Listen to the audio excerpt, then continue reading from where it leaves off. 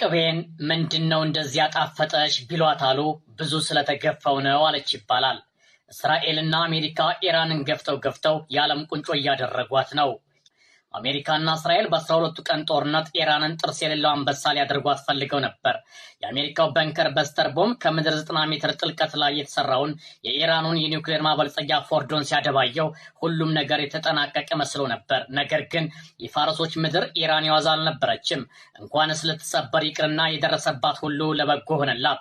የአሜሪካና የእስራኤልን የረቀቁ የጦር መሳሪያዎች በሳተላይት በመታገዝ ፎቶ እያነሳች አሻሽሎ ለመስራት ቀናት አልወሰደባትም። አሜሪካ ከእንቅልፏ የነቃቸው ኢራን ከድምፅ ፍጥነት 16 እጥፍ የሚፈጥነውን ኮራም ሻህር 4 የተሰኘውን ባላስቲክ ሚሳይል ይፋ ካደረገች በኋላ ነበር።